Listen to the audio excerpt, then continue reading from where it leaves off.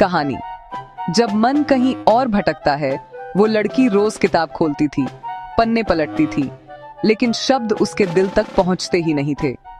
नाम था उसका अनन्या। घर वाले कहते थे, पढ़ाई पर ध्यान दो, यही भविष्य है।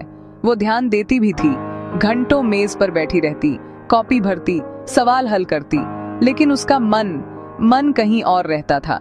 कभी खिड़की से बाहर देखती तो यादों का एक सैलाब आ जाता, कभी पेन हाथ में रुक जाता तो किसी अधूरी बात का बोझ महसूस होता।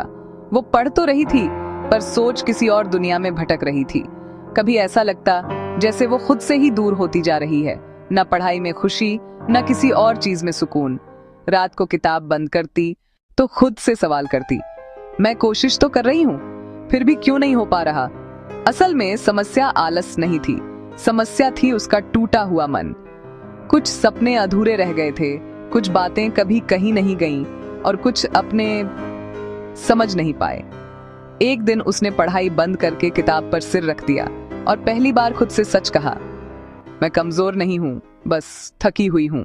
उस दिन उसने तय किया, पहले अपने मन को समझेगी, फिर दुनिया की किताबें। धीरे धीरे खुद से बातें करने लगी, लिखने लगी, रोने लगी और फिर मुस्कुराने लगी। और जब मन हल्का हुआ तो किताबों के शब्द भी समझ आने लगे, क्योंकि जब मन साथ देता है तो पढ़ाई बोझ नहीं रहती, रास्ता बन जाती है।